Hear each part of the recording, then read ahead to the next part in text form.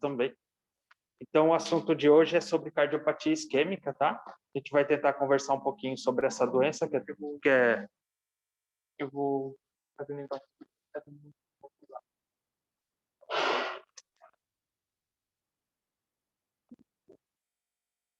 Liga o pointer.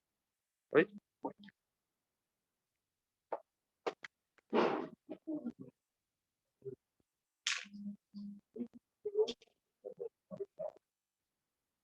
Cara, não ia sobrar, porque eu ia levar. Aí, tomaram tudo. Não dá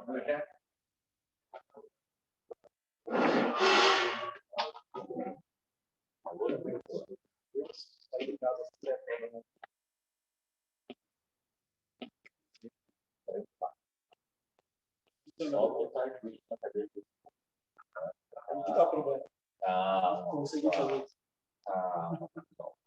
É melhorar, O desafio é grande. é melhorar nessa encarnação, vai estar difícil. Na próxima encarnação, Na próxima.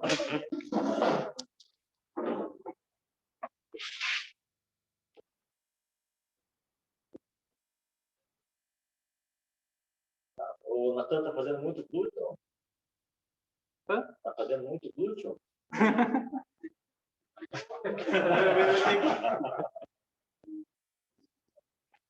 Esse é o pessoal. Caramba, tá travando o negócio. Tá mostrando aí, né? Isso, tamo aí. Estamos no pedaço. Até sumiu o negócio. Isso aí é aquela fonte bem. Ô, Bia, como tá?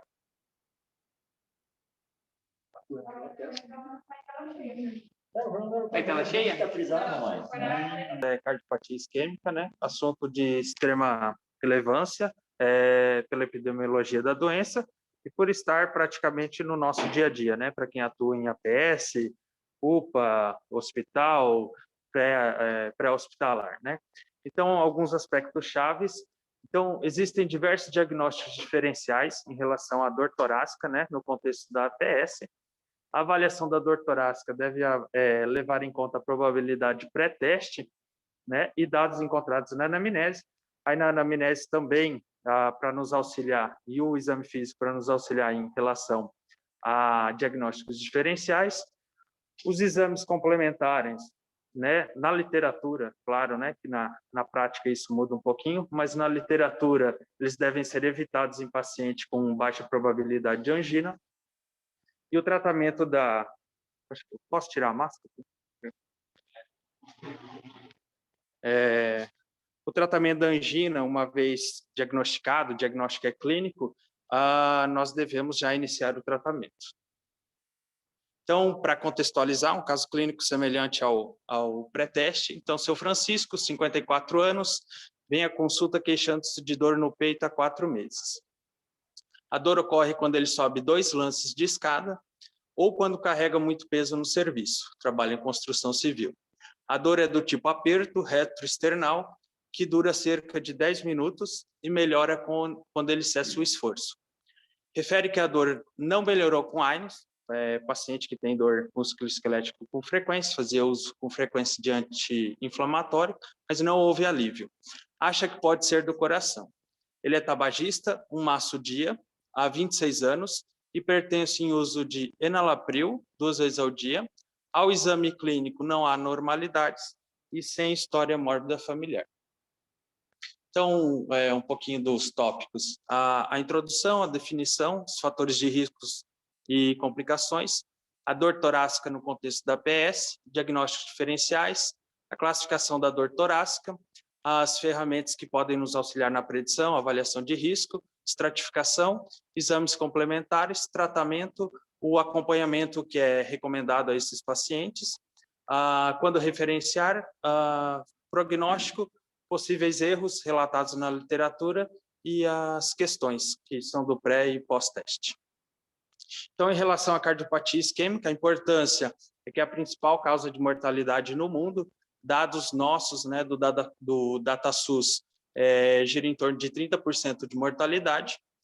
2 a 3% das consultas em APS, como angina. Se nós formos pegarmos a dor torácica em si, ela gira em torno até 30% das consultas, os pacientes relatam dor torácica.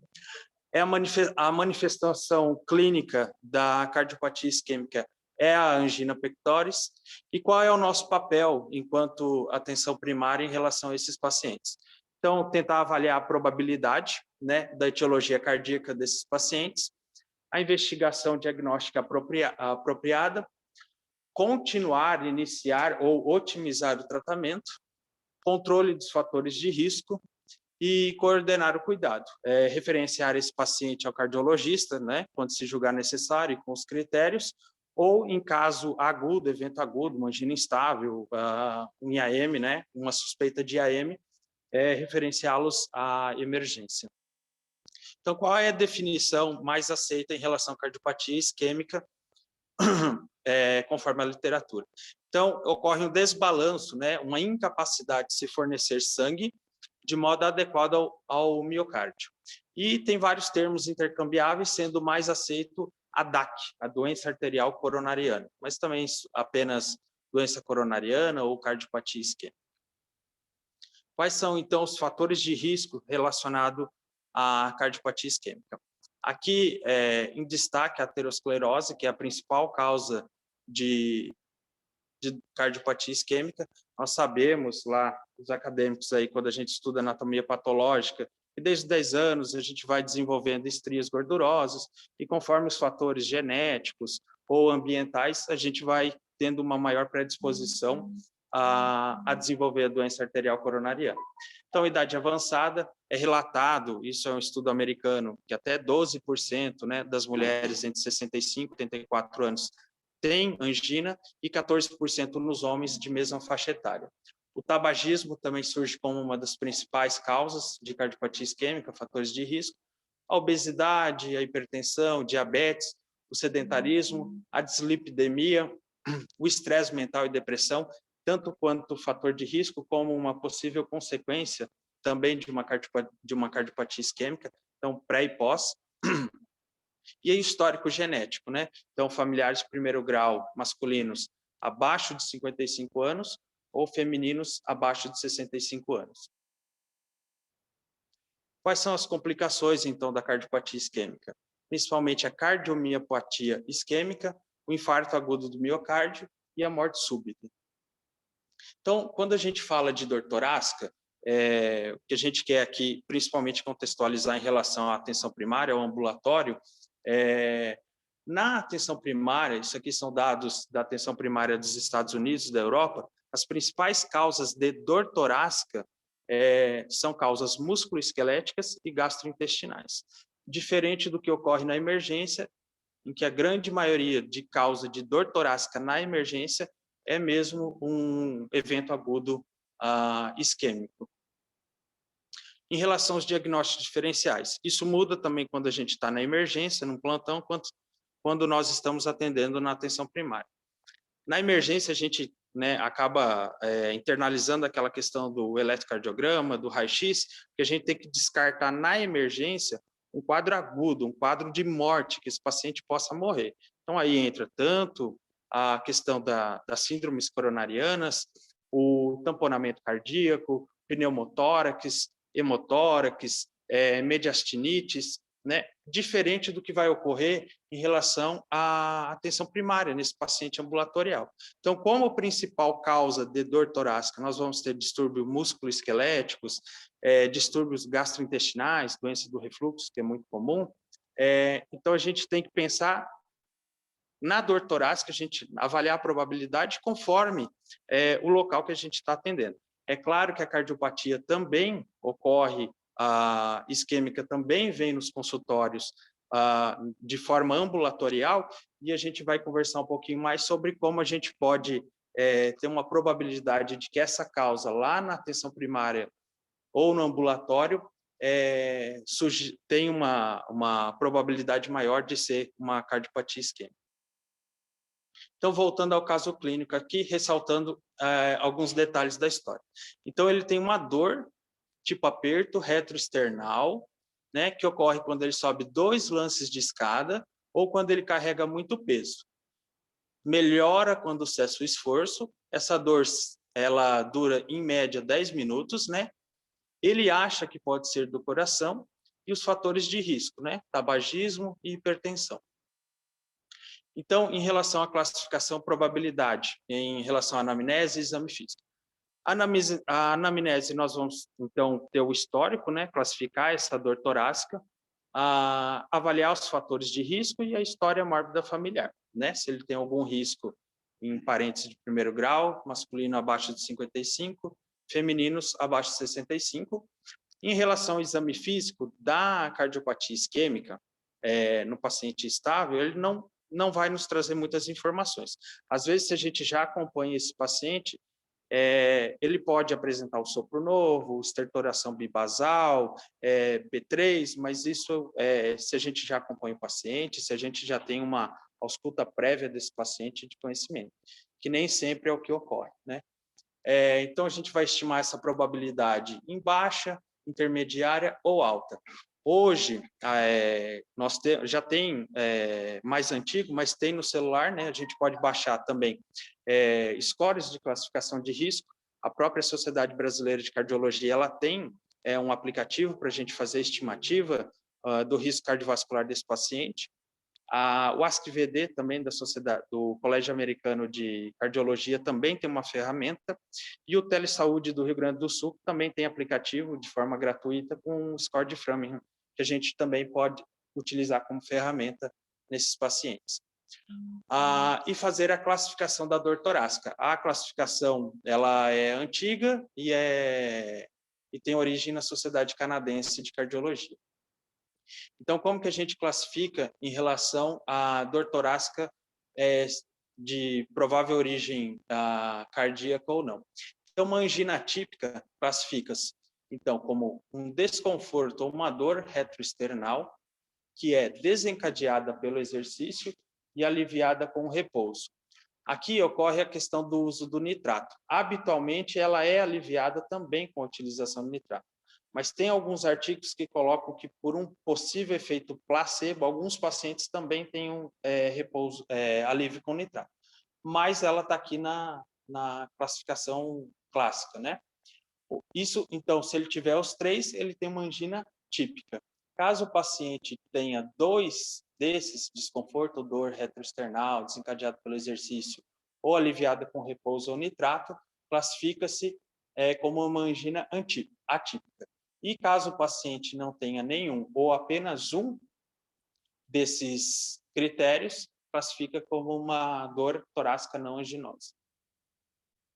Aqui, isso aqui é do livro da Sociedade Brasileira de Medicina de Família, é algo que é uma tabelinha que a gente pode utilizar para estimar a probabilidade de doença arterial coronariana nesse paciente. Então, quais são os dados dessa tabela? Então, utiliza a idade para homens acima de 55, para mulheres acima de 65.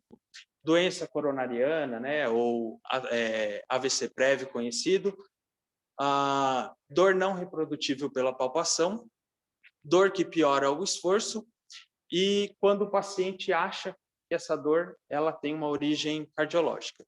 Então, essa classificação ela utiliza um corte de 3 pontos. Quando o paciente ele tem 3 ou mais pontos de todos esses aqui, cada um deles equivale a 1 ponto, esse paciente tem um valor preditivo positivo em torno de 40% para a doença arterial coronariana. Então, em relação ao valor preditivo positivo, ela ainda não auxilia tanto. Mas, se ele tem um ponto de corte abaixo de 2 ou menos, eu tenho um valor preditivo negativo em torno de 98%. Então, me ajuda, né, com todo o contexto, a tentar descartar uma hipótese de doença arterial coronariana. Aqui é outra tabelinha que a gente pode utilizar e vamos aplicar nesse caso clínico. Então, ela coloca aqui a dor torácica não anginosa, a angina atípica e a angina típica. Então, nosso paciente lá, o Francisco, tem 54 anos. Então, ele entra aqui com uma angina típica, então é uma dor retroesternal desencadeada pelo esforço, aliviava com repouso. Em homens com angina típica, na idade de seu Francisco, eu tenho uma probabilidade em torno de 92% de que seja uma doença isquêmica cardíaca.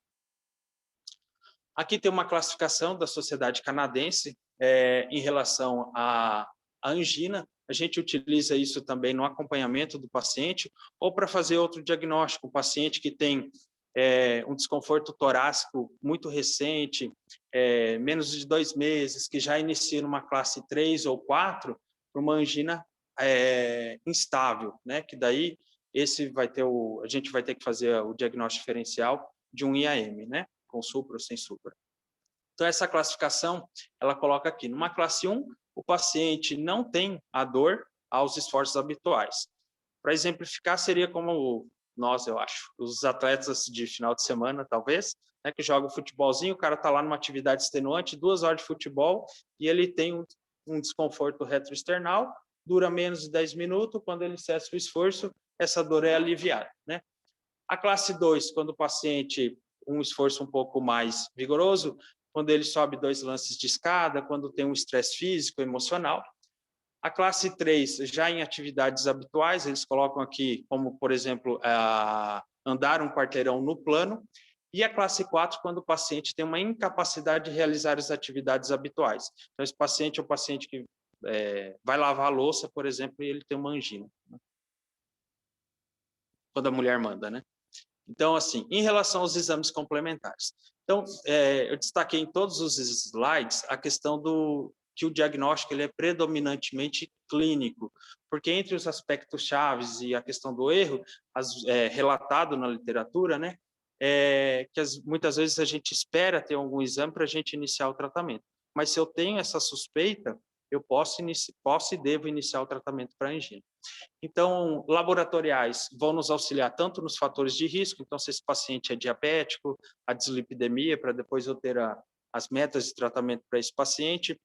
Para diagnóstico diferencial, ver se esse paciente não tem um hipertireoidismo que pode estar causando palpitação, pode estar causando desconforto. Se o paciente não tem uma anemia, então eu tenho uma redução de oferta, né? Então o paciente também pode ter episódio anginoso. Em relação ao eletro. O eletro, ele é um exame simples, barato, né? Alguns postos de saúde têm também. Então, ele é recomendado no episódio de dor. Então, se o paciente está tendo dor, a gente poderia realizar o eletrocardiograma para avaliar se eu tenho alguma alteração dinâmica durante o quadro álgico e na suspeita de DAC. O raio-x de tórax não nos auxilia tanto em relação à doença isquêmica cardíaca, ela vai ser mais para a gente ter diagnóstico diferencial, principalmente de etiologias pulmonares. Entretanto, esses 2 exames, geralmente quando a gente tenta referenciar o cardiologista, vem lá que ele só pode ser encaminhado se ele tiver, no mínimo, um eletro de repouso e um raio-x de tórax. Então, habitualmente, todo paciente que a gente pensa em referenciar o cardiologista, ele tem que ter esses 2 exames. O teste ergométrico, ele nos auxilia tanto para diagnóstico quanto para prognóstico. Existem tabelas, critérios também canadense em relação ao prognóstico. Por exemplo, paciente que iniciou o teste de esforço, a ergometria, e já tem angina nos primeiros minutos, tem um score diferente daquele que consegue quase terminar o teste ergométrico, só vai desenvolver angina no esforço máximo, né? Ele é bem indicado principalmente para pacientes com probabilidade intermediária e contraindicações, o paciente que tem um IAM agudo, uma insuficiência cardíaca descompensada, uma angina instável ou osteomuscular, esse paciente que tem uma gonartrose, alguma coisa que não vai conseguir realizar o exame, né? O ecocardiograma transtorácico ele vai nos auxiliar em relação à insuficiência cardíaca, avaliar a fração de ejeção desses pacientes, pós-IAM para avaliação de discinesias, e valvopatias também, que em alguns casos podem provocar episódios de dor torácica ao esforço físico, né? Palpitação, o paciente vem se queixando. De novo, o diagnóstico é clínico, né? A cintilografia com estresse, aqueles pacientes que não conseguem realizar a ergometria, pode ser tentado, e a angiografia coronariana. Existem outros, a angiotomo, a ressonância, radioisótopos, mas isso eu não coloquei porque foge um pouco da nossa prática de ambulatorial pelo menos na clínica geral, a solicitação geralmente desses exames, o paciente já vai estar com avaliação com o especialista focal. A angiografia, então, ela vai ter sua indicação em casos especiais, né? Paciente com alto risco, que tenham resultados conflitantes. Angina estável, de uma classe 3 ou 4, né? Apesar do tratamento clínico otimizado. Aqui eu coloquei essa questão do órbita, relatado na literatura, a questão que eles pegaram pacientes com angina estável e randomizaram esses pacientes, cegaram esses pacientes, e uns colocaram em stent, outros não, paciente com angina estável. E depois, a estatística ali do estudo, não houve diferença significativa, mas tem muitas críticas, muitos especialistas que são favoráveis, enfim. Mas isso fica, talvez, mais para frente tenhamos novas evidências e novas terapias em relação à angina estável. E para quem a gente tem indicação precisa da angiografia, pacientes sobreviventes de PCR ou arritmia ventricular grave. Há outras indicações relatadas na diretriz brasileira de pacientes que têm um diagnóstico incerto em testes não invasivos, profissões de risco, então pessoas que trabalham em alturas, que têm algum episódio de dor torácica, anginosa, você poderia indicar. E quando eu tenho informações prognósticas inadequadas. Quando eu tenho dúvida, né, desses pacientes, aí há de se discutir com a equipe que acompanha esse paciente. Em relação ao tratamento, aqui a gente focou mais na angina estável, que é o que a gente acompanha, porque em um quadro de angina instável ou de uma síndrome coronariana aguda que envolve angina instável, esse paciente a gente não vai tratar ele ali no ambulatório, né? Esse paciente ele deve ser encaminhado para emergência, para fazer a avaliação. Mas, caso aconteça, eu sou médico há 6 anos, trabalho em posto há 6 anos. Felizmente, nunca atendi um IAM agudo no posto de saúde, mas é claro que pode acontecer. Então, o que a gente deve fazer no posto de saúde? Se tiver o eletro, nem todos os locais têm, a gente deve fazer o eletro. Monitorizar sinais vitais, o eletro na vigência da dor. Se o paciente não tiver contraindicação absoluta ao AS, sangramento recente, trato gastrointestinal, alergia grave conhecida, e claro, lembrar sempre que o paciente com dor torácica, que não foi relatado, que na APS é menos comum, mas na emergência a gente sempre tem que descartar uma síndrome aórtica aguda, um paciente que está dissecando, porque se a gente der AS, a gente acaba de complicar esse paciente. Então, palpar pulsos, avaliar a pressão em ambos os membros, para a gente descartar uma síndrome aórtica aguda. O oxigênio, há divergências na literatura. American Heart coloca que eu devo ofertar oxigênio para esse paciente quando ele está saturando abaixo de 90, e a Sociedade Brasileira de Cardiologia quando ele está abaixo de 94, pelos efeitos tóxicos do oxigênio que a gente já conhece. Em relação à analgesia, a gente pode ofertar nitrato sublingual ou morfina endovenosa, desde que a gente não suspeite de um infarto de VD, que é dependente de volume, a gente pode provocar um choque cardiogênico nesses pacientes. Eu já utilizei nitrato em paciente com VD para transporte interhospitalar, baixa dose. É difícil você transportar também paciente com angina, né? Você cuida o volume, cuida a pressão, não tive problemas, mas é uma ressalva que é feita em relação ao infarto de VD. Em relação aos objetivos do tratamento. Então, melhorar a qualidade de vida do paciente, eliminando ou reduzindo sintomas e restaurando o nível de atividade. Então, aquela tabelinha de classificação, se a gente está com paciente 3 ou 4, se for possível que a gente vá reduzindo essa limitação na atividade. E melhorar os desfechos, né? Reduzindo complicações. Infarto agudo do miocárdio, morte súbita. Em relação ao tratamento, como a grande maioria das doenças, existe o tratamento não medicamentoso, medicamentoso e intervencionista. Então, não medicamentoso. Em relação ao exercício físico, a gente deve estimular o exercício físico. A recomendação não diverge das recomendações para todos nós, né? Em relação a 30 a 60 minutos diários, pelo menos 5 vezes na semana, idealmente 7 vezes na semana.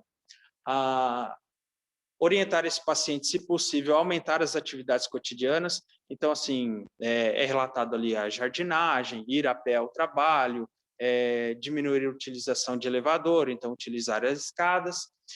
E em relação à reabilitação cardíaca, a maioria dos artigos eles são para pacientes pós-IAM, então tem pouca literatura para paciente com angina.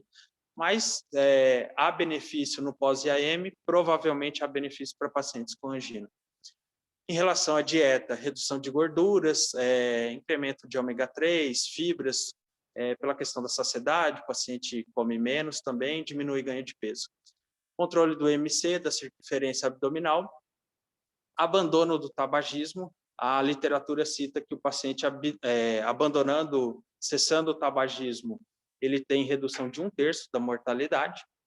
Reconhecimento e controle do estresse e depressão. Então, o estresse e a depressão, eles entram tanto quanto etiologia, quanto consequência de uma cardiopatia isquêmica. O paciente tem algumas limitações, começa a utilizar alguns medicamentos que têm alguns efeitos colaterais indesejáveis, né? Então, a gente deve rastrear durante o acompanhamento e, se necessário, realizar o tratamento. Em relação à vacina, os pacientes com cardiopatia têm indicação para influenza anual. Em relação ao tratamento medicamentoso, então, deve ser instituído em todos os pacientes e pode incluir, então, terapia antiplaquetária, estatina, beta-bloqueador, antagonista canais de cálcio, nitratos. Aqui a trimetazidina, que é o Vastarel, ivabradina, a diretriz coloca, tem artigo que não coloca essa terapia, mas está na diretriz brasileira. O alopurinol e os inibidores da EPA. Então, em relação aos antiplaquetários, habitualmente o AS, 100 mg, uma vez ao dia, ou se o paciente tem intolerância ao AS ou alergia, podemos tentar o clopidogrel. A diretriz, ela coloca se o paciente não consegue nenhum nem outro, inclusive a varfarina pode ser utilizada para esse paciente, mantendo INR de 2, 2,5. As estatinas também devem ser iniciadas. Aí a simvastatina, que é a que a gente tem no posto, com maior facilidade. A atorvastatina a gente consegue através de processo pelo Estado. A rosuvastatina, habitualmente, o paciente tem que comprar, e isso vai conforme a gente vai acompanhar esse paciente e as metas que esse paciente terá, né? Esse aqui é um algoritmo, um fluxograma da própria Sociedade Brasileira de Cardiologia. Essa diretriz é antiga, ela é de 2014, tem uma mais recente que é europeia, mas como às vezes foge um pouquinho a nossa realidade, acabei colocando o nosso mesmo, tá? Então, paciente com angina, então deve fazer o tratamento não medicamentoso, pode utilizar, então, nitrato de ação rápida. Os beta-bloqueadores entram como primeira linha de tratamento da angina. Segunda linha, os antagonistas canais de cálcio. Alguns artigos trazem os antagonistas canal de cálcio também como primeira linha. Na segunda linha, também podendo ser associada a trimetazidina, a ivabradina. Terceira linha, nitratos de ação prolongada. E como quarta linha para pacientes em terapia otimizada, a utilização do alopurinol. Então, os beta-bloqueadores têm a sua indicação na angina estável, recomendação 1B, para pacientes pós-IAM-1A e com disfunção ventricular também 1A. Os habituais, coloquei aqui, né, o metoprolol, tartarato, o succinato, o carvedilol, propanolol, atenolol, dependendo da realidade de cada um, né? Os nitratos, então eles entram lá como alívio da angina, que o paciente pode fazer uso, né, num quadro agudo anginoso, como terapia a longo prazo.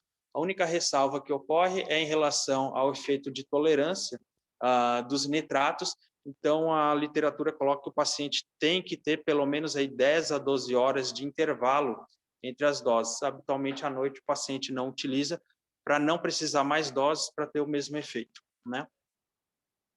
Em relação aos antagonistas canais de cálcio, aí os de hidro ou não de hidro, a recomendação 1B para sintomáticos em uso de beta-bloqueador, 2A para angina vasoespástica, anlodipino, nifedipino retard é mais difícil de ter, habitualmente a gente acaba utilizando o anlodipino na APS. E os não de hidro, principalmente para pacientes com contraindicação a beta-bloqueadores, diltiazem e verapamil.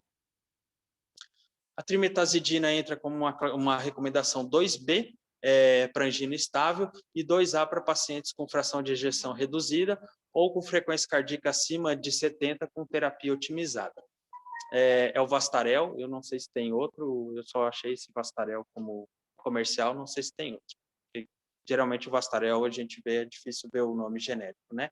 A ivabradina entra como indicação 2A para angina estável, sintomática com frequência cardíaca maior que 60. A trimetazidina tem um efeito anti-isquêmico, anti-anginoso de bula, e a ivabradina como redução de frequência cardíaca atuando através de nó sinusal.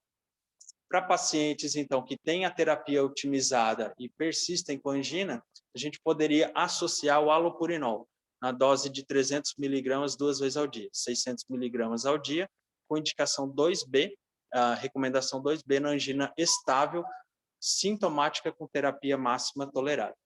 E os inibidores da ECA, com sua indicação 1A para insuficiência cardíaca, pacientes diabéticos, e 2A para todos os pacientes com doença arterial coronariana, inclusive nos pacientes de insuficiência cardíaca, com DAC, para reduzir o risco de remodelamento cardíaco.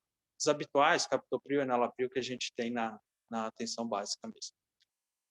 Tratamento invasivo, aí já vai entrar um pouquinho mais no escopo do especialista focal. A própria literatura coloca como é algo complexo, deve-se avaliar riscos, benefícios, a equipe especializada. Então, tem suas indicações no alívio dos sintomas do paciente que está em terapia otimizada, mas ainda tem sintomas. Aí volta aquele artigo órbita lá, que se discute se realmente eles têm benefício ou não. Conforme esse estudo, não houve benefício para os pacientes com angina estável. A intervenção coronária percutânea não oferece benefício na prevenção de desfechos quando comparado ao tratamento clínico otimizado. Isso aqui é importante porque se a gente otimizar a terapia no ambulatório, a gente está tendo, pela literatura, o mesmo benefício que uma intervenção coronária percutânea. Lembrando que aqui é para quadro de angina estável, né? Revascularização direta tem as suas indicações, a mais aceita é pacientes triarteriais ou com tronco de coronária esquerdo. O acompanhamento, isso aqui é do Telesaúde, Telecondutas, né, de referência à cardiologia. Eles colocam que a periodicidade das consultas, claro, vai variar de paciente para paciente, mas tendo aí um intervalo mínimo de 4 e máximo de 12 meses, para avaliar a questão dos efeitos colaterais, classificar aquele pacientinho na escala canadense lá de angina e desenvolvimento de novas comorbidades. Esse paciente está se tornando diabético, obeso, acompanhamento como um todo. Em relação à referência à cardiologia, também o guia de telecondutas, ele coloca quando o paciente, né, tem necessidade de estratificação após um evento agudo, a gente já acompanhava esse paciente, mas ele tem um infarto, diagnóstico recente em pacientes de alto risco, né, esse paciente que tem um alto risco de infartar, sintomáticos mesmo com terapia otimizada, então esgotam-se os recursos que a gente tem, é uma indicação de avaliação cardiológica.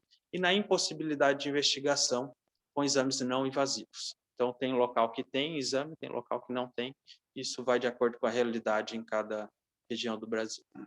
Em relação ao prognóstico, então, com as modificações de estilo de vida e a terapia medicamentosa preconizada, esse paciente pode ter uma redução dos sintomas de angina, tá? E com toda essa terapia, o relato da literatura é que até 58% dos pacientes podem ficar livres da angina em até 1 ano. É claro que isso é o paciente perfeito, é aquele que segue todas as recomendações e que a gente faz a terapia. Aqui eu coloquei erros interrogados, porque medicina, apesar de muita técnica, é uma arte, né? Cada paciente é um paciente e a gente não consegue colocar todo mundo no mesmo, assim, né, de forma grosseira, no mesmo saco. Cada paciente tem suas particularidades e aí aqui eles colocam como erro, por exemplo, solicitar teste não invasivo em paciente com baixa probabilidade.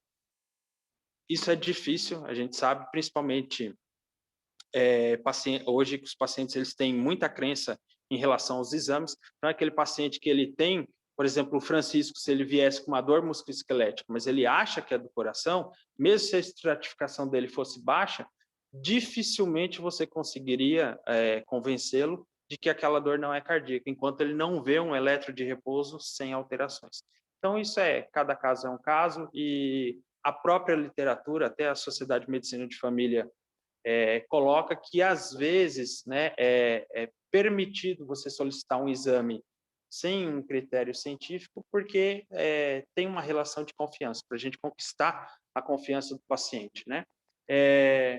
Outro erro é minimizar a queixa do paciente. Então, quando não é de característica cardiológica, a gente minimizar isso do paciente, porque a gente tem que atentar à experiência da doença para cada pessoa, ela é diferente, né? E não se atentar aos equivalentes anginosos. Então, a literatura coloca aí tontura, epigastralgia. 1/3 dos pacientes com doença isquêmica, eles não vêm queixando-se de dor torácica, de angina, eles vêm se queixando de dispneia, né? E principalmente estar atento aos pacientes idosos, renais crônicos, diabéticos e mulheres, que eles podem apresentar os equivalentes anginosos e não angina típica, como a gente vê na literatura. Principalmente em emergência, a gente vê muito isso, eufemismo, às vezes o paciente fala, não sei, está meio estranho e tal. Você faz o eletro ou dosa enzima e esse paciente está infartando, né? Aqui são as questões, são as mesmas do pré e do pós. Aí, se vocês quiserem fazer o pós.